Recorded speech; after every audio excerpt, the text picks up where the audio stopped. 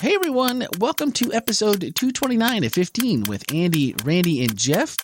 It's just the two of us this week. Andy is missing, and hopefully we'll have him back next week. And this week we continue on in our series about While We Wait. And I have to say that without getting too down or making it too dark, that this week While We Wait took on a whole new meaning in the context of this message series. Early, I should say, last week, my brother and my dad were here, and it was Biketoberfest. For those of you who are in Florida, you may have heard of it. It's a big bike extravaganza. Bikers from all over the country and world sometimes come. It was a smaller event than usual, of course. Thank you to COVID and people not doing as much traveling and gathering in large places. Go figure that one.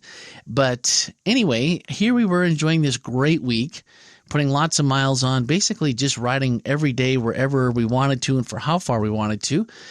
And then we got a message from my dad's younger brother's family, by a couple years younger, my uncle that I grew up with. And he is in the hospital with COVID and pneumonia and was sick for weeks before he finally decided to go in.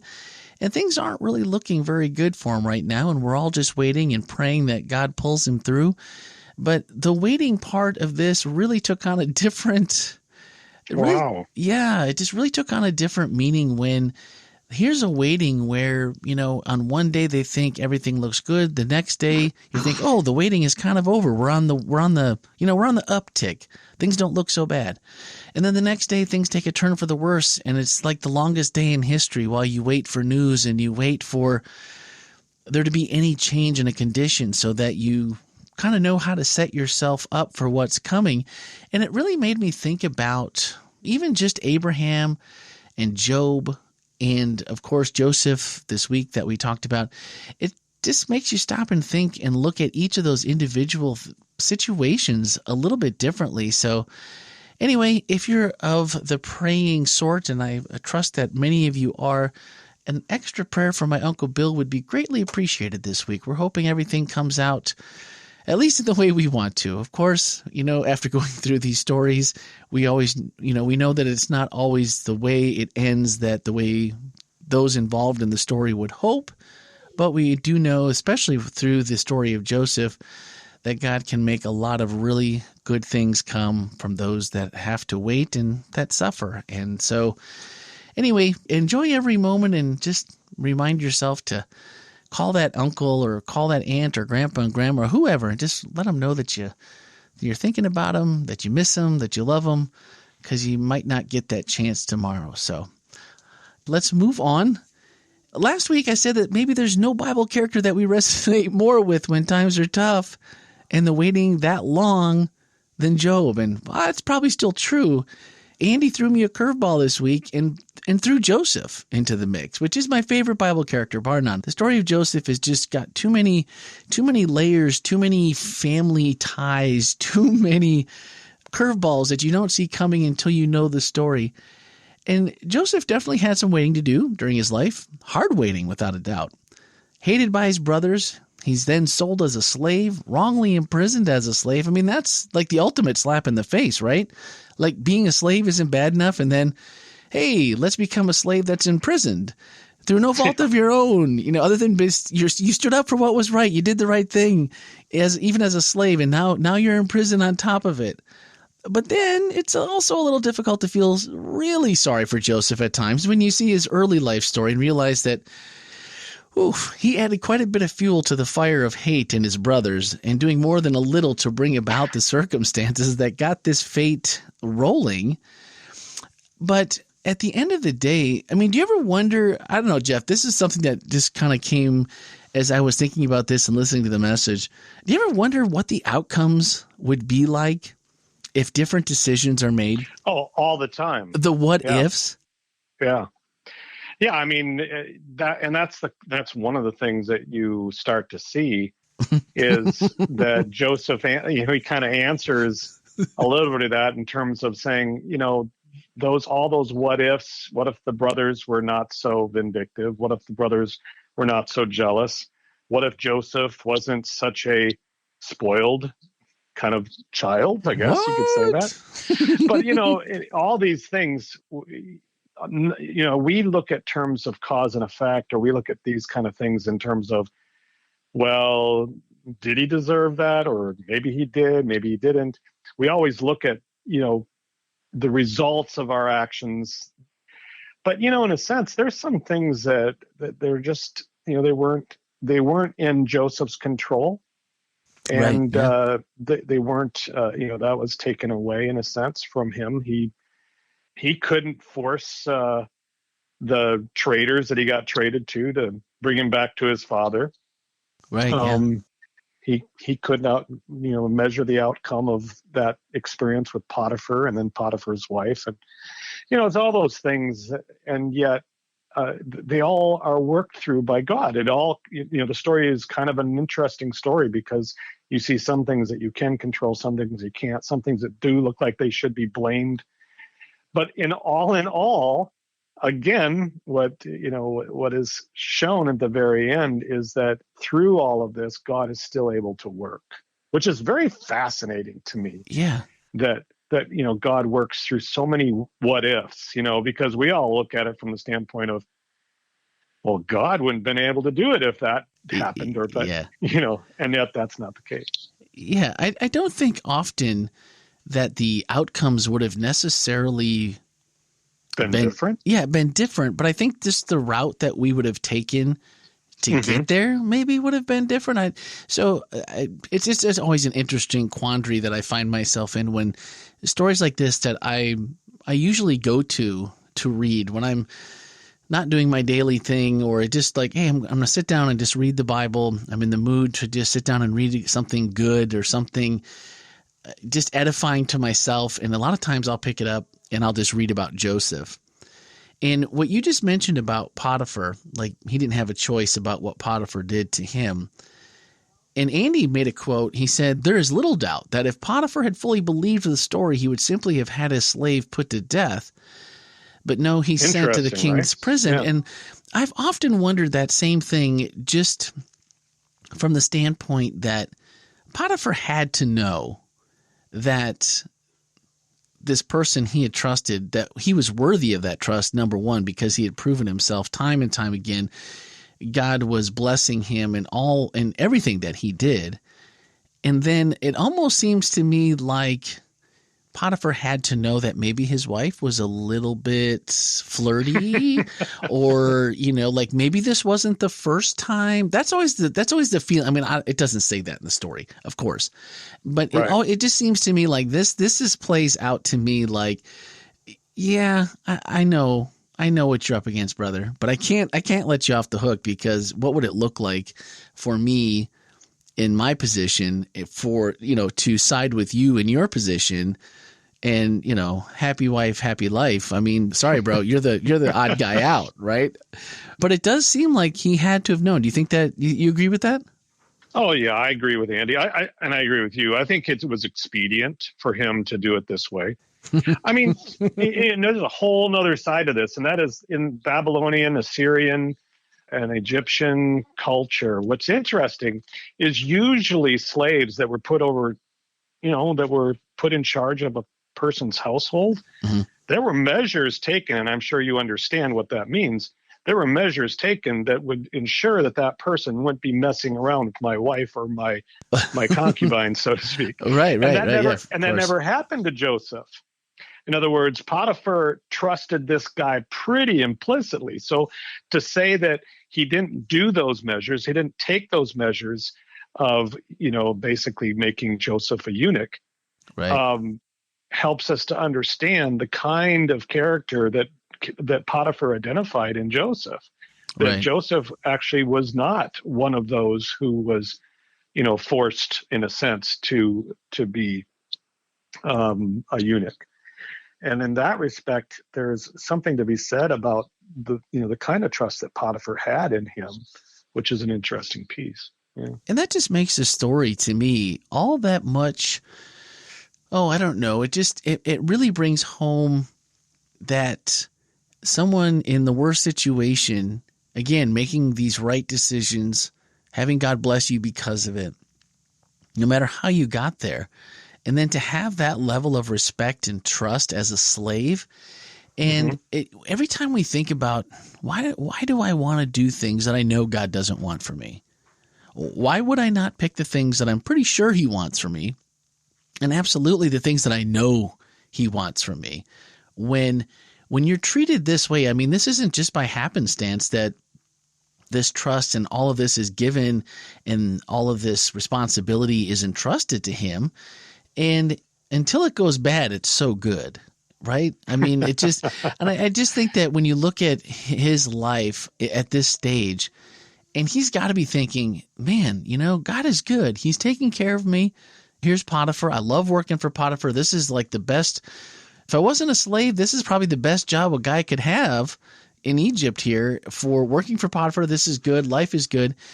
And then just to live that way without knowing the future and knowing what's coming. Of course, if you're looking at down the road and you're going, oh no, this is going to end really poorly for you, my friend.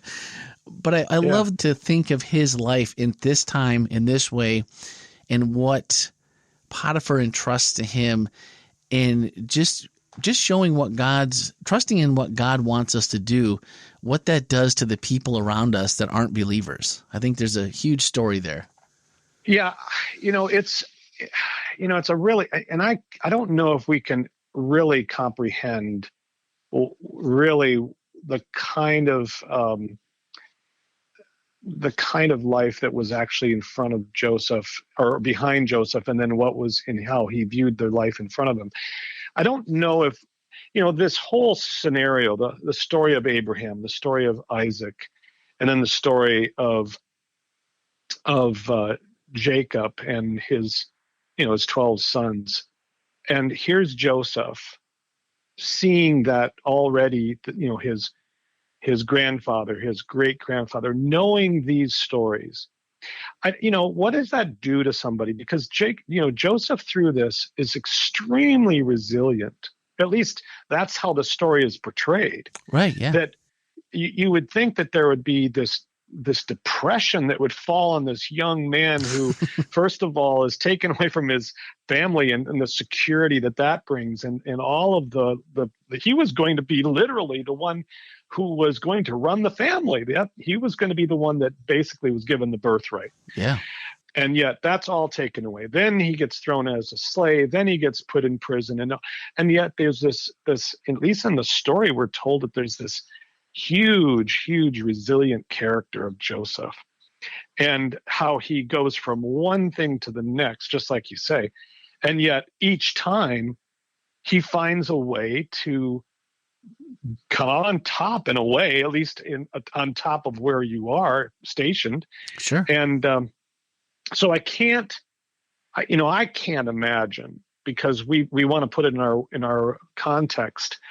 I can't imagine the kind of, and I guess resilience is the best word for it, but this kind of faith that Joseph had to believe that even in the worst of situations, that God was still working through it. I mean, that was the mantra that he explained to his brothers and his father when they were all reunited. Sure. And knowing those stories that I'm sure were handed down from Abraham. Yeah. And, maybe I hadn't thought about it that way before, but maybe that's part of what we should be looking closer at is, the heritage that we have in the family and in the lineage of Christ, that knowing that he's coming back for us, and knowing that in the same way that Abraham was going to be the father of nations, and, that you're in his lineage. And, maybe that was part of, like you said earlier, about maybe, that's how he maybe got through some of these things, always thinking for the positive, always looking for the ways to be that contributor, knowing that somehow God has to have my back. If his promise to my great grandfather was true, and if he's a God of his will, which he has so far shown himself to be, then we just have to trust and stay the course, stay this positive person, and just, find the best in whatever you are, wherever you are, and just move forward. That's good. I like that. It's something that we can hold on to as well. Yeah, and I think it's an example for us. I think of myself as a parent, because a lot of times, a teenager is going to look at a particular scenario and, pretty much make it themselves. And maybe that's how Joseph interpreted the dreams that he had at a young age. Maybe that's how he interpreted the coat that his father made for him. But we all look at that as what was Jacob thinking when he made this coat for Joseph? It just seems like he was making it harder on Joseph, so to speak. But in reality, I mean, who's to say that Joseph didn't look back at those revelations in a completely different way now? Sure. And helping him understand what appears to us as to be somewhat egotistical, almost narcissistic visions of grandeur, so to speak, that I'm going to be head of. But maybe those were placed in him. Maybe those visions or those night dreams or whatever you want to call them were a part of something that God was preparing Joseph from a standpoint of, look, it is not about the ruling of your brothers. It is not about you getting the best and better things beyond your brothers or even the birthright. What it's about is I am watching over you. I'm with you. And maybe that was what held Joseph through. I don't know. But for us as parents to say, look, yes, I want you to prosper. I want you to be a person that, is in a sense respected among your peers and so forth. But more than that, I want you to know that you have a Heavenly Father who will never leave you, will never forsake you. And to have that embedded in the psyche of our children is invaluable. I think that's what was fed to Joseph through Jacob. Yeah, and I think obviously, as we grow older, we will look at things that we thought of or thought we knew as teens or as even early 20s and think, man, was I off? Yeah. That wasn't at all what I thought it was or what it was going to be. And looking back on those dreams, maybe he still didn't have a clear understanding what they meant later on until they actually happened. But that had to be pretty cool to have those dreams and then to watch this unfold, almost like a deja vu. But, watching this unfold in your life. Now, I haven't been lucky enough to have any bowing down dreams or anything like that. So I'm pretty sure I'm pretty sure I'm stationed as I'm supposed to be locked in. Yeah. Oh man. Well, the other part about this message that I thought really kind of brought it home for me personally, and this is just something I've been interested in over the last, I'd say 3 to 5 years. Once I started listening to podcasts on a daily basis and started consuming, I have about 50 that I try to keep up with. And I don't always do a very good job, but 2 that I really, really like deal with the criminal justice system. And Andy brought in the reference about the Innocence Project, which I've become familiar with. They have individual branches in most states, and you can engage them to work on your case. And there's 2 podcasts that I listen to. One is called Ear Hustle, which is produced by the inmates of San Quentin Prison. I got to meet the team at Podcast Movement a couple years ago. It's not for the faint of heart. It's an adult podcast because obviously it's dealing with very adult themes and very adult things that happen in prison. But just relating that to something that he went through, meaning Joseph, way back in the Bible to now, and there are people, that are wrongly convicted every single day in this country. And another one called Truth and Justice with Bob Ruff. They work with the Innocence Projects to actually free people that have been wrongly convicted. Getting yourself free is one thing. Getting yourself exonerated is another. And, it's interesting when you get past the media and the Hollywood's portrayal of prisons and prisoners, you realize that there are a lot of Josephs out there. And even more so, a lot of people that maybe were like the guy in the story that Andy told, Albert Woodfox, who was kept in solitary confinement in Angola prison for 43 years. Yeah, over 4 decades. And you're thinking to yourself, how does one person stay sane? I mean, think of 43 days, 43 months even, but 43 years. And it was so simple what he said. Every day you start over. You look for the humanity in each individual. By the time I was 40, I saw how I had transformed my cell, which was supposed to be a confined space of destruction and punishment, into something positive. I used that space to educate myself, that space to build strong and moral character. I used that space to develop principles and a code of conduct. I used that space for everything other than what my captors intended it to be. And it's like, where do you come up with, and I guess 43 years will do that to you. But, all of these things that are meant by the devil to trap us, to hold us, to confine us, to make us think we're not good enough. And Andy listed a bunch of them. So if you haven't listened to the message, go back and do it, because he probably talked about one thing that maybe you're snared in. I know he did one, at least one for me, of things where you just find yourself trapped in these boxes where you maybe feel sorry for yourself, or maybe you're too busy to do things that, to be this contributor that you think you could be if you just had more time, or all these different things. And I just really liked how that story, and then what we've been talking about at the church about racism and social injustice. And so if you don't know anything about the Innocence Projects, I would just encourage you to take a few minutes and look them up and see how you might be involved. I've supported the Truth and Justice podcast as a listener, as a contributor, as someone who's donated to some of the causes. And it feels good to be a part of something that's doing something for people that are kind of caught in this system that is just picks people and throws them in with no regard to the truth, or of course not to justice. So just kind of in line with what we've been talking about here at the church and in the story of Joseph, I thought that was a really, really nice tie-in. Yeah, this reminds me, and by the way, a lot of our listeners are a lot of times looking for books. This reminds me of a book by Viktor Frankl, who was I want to say he was in Auschwitz. Oh, was he the guy in the video? No. Okay, no, Viktor Frankl. Viktor Frankl is somewhat of a fairly well-renowned psychologist, but he wrote a book. I think it's called Man's Search for Meaning.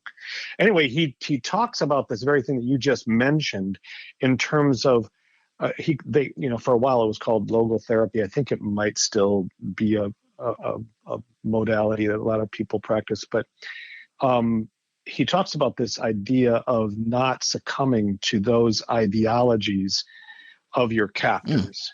In other words, to every day look at the how you're going to see yourself and the language you're going to say to yourself, and every day is this opportunity to change the narrative that others would like for you to adopt, and continue to write your own narrative, which I think, and that was the idea of logotherapy, is that you can change. Yes, you're still in this environment, but you can still change what the story you write for yourself, which I think is very much what you're talking about. We can't. There's just no way we could survive. I couldn't anyway survive, 40 years of solitary confinement without having something totally reconstructive of, in terms of your thinking about what is actually going on. You'd have to be. I'd go crazy. This extrovert would be nuts after 4 days, is all I'm saying. Like, give me somebody to talk to. So, well, I really appreciated the message. So, Andy, if you do get a chance to listen to this, know that we really appreciated the message, and I appreciated the inclusion of the Innocence Project because, again, I just feel like it's a way that a lot of us that don't always know what to do, there are stories out there. There are people that need even just basic help. With the Truth and Justice podcast, you can donate some time. You can do transcription. It's just a way to lend any of the talents that you might have to someone. I mean, this means the world to someone who's in prison that didn't do the crime, right? And so just like with Joseph, they had the baker and what was it? The other one, the baker and the cupbearer. Cupbearer? Yeah, cupbearer for the king, the here pharaoh. You think here's people that you think are going to help get you out, and the whole thing goes south for a while, and it's like, oh, all they need. And when you listen to these podcasts, you listen to these men and women in prison. that are like, just to have anyone that might believe your story and help with hope and provide a little hope means everything while you're inside. So anyway, we'll get off that soapbox and we'll continue on with our whole life takeaway this week. Asked, how can you commit to being a contribution in every circumstance while we wait? And, this might be one of those questions that you just you type it out, you write it out, you cut it out, and you paste it on the mirror in your bathroom or on the dash of your car, just as a reminder in the forefront of our daily routine as Christians for our own happiness and for the happiness of others. We know that helping and doing for others brings us joy and blessings, and yet we often discard opportunities because I'm too busy, or how come someone isn't helping me? I'm the one in the midst of it. I mean, do you know my problems? Maybe if we start finding ways to start out our days with this contribution mindset, we can carry it through those tough waiting times and find blessings like Joseph did, and in the end, like Job did after that waiting time is over. So what about you? Anything come to mind for the ways that you've made this commitment or ways you're thinking about making this commitment after hearing this message? Of course, we'd love to hear your thoughts and ideas. You can send a voicemail or text to 407-965-1607 or email podcast@wholelife.church. Final thoughts are from Andy's message. He said, I think about the mundane reality we all find ourselves in at one time or another of simply waiting in line. We can stress over someone cutting line. We can fume at the inefficiency of those working the counter to which we're headed. And if you're like me right now, you're thinking in your head of all the lines you stand in where these are absolutely true. We can wish ourselves some other place. We can be as unpleasant as the wait itself, or we can say to ourselves, this is my life right now. This is the time. This is the place where I can contribute. I will be a contributor.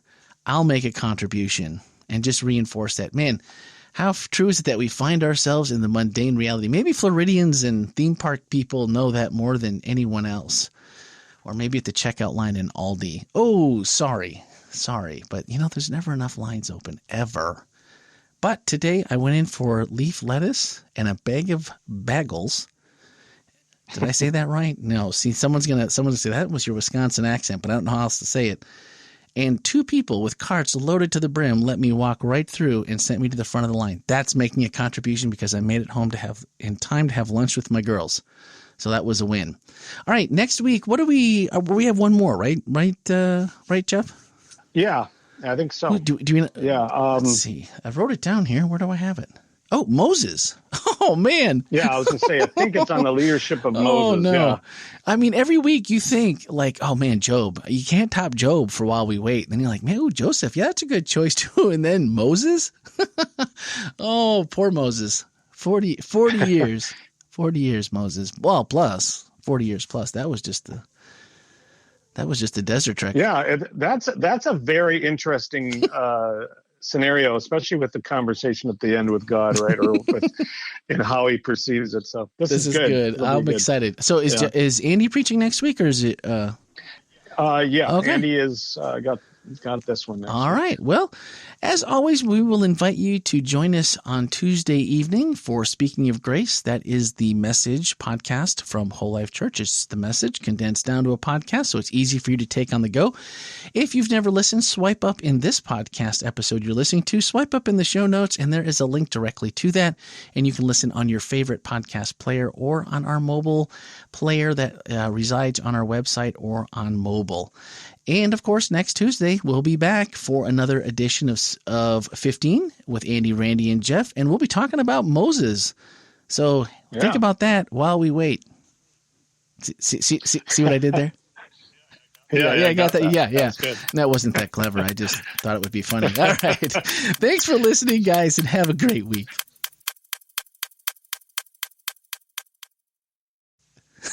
Thanks, Randy. Randy trying to be clever, and it wasn't really that. It wasn't. Yeah, there you go. And then Randy laughs at his own jokes. He can't help it. Yeah. Hey, it's okay to be a little corny. My kids always said, "Dad, you're such a dork, but we love you." That's pretty much what Ellie says too. She's like, "Dad, I don't know. Yeah.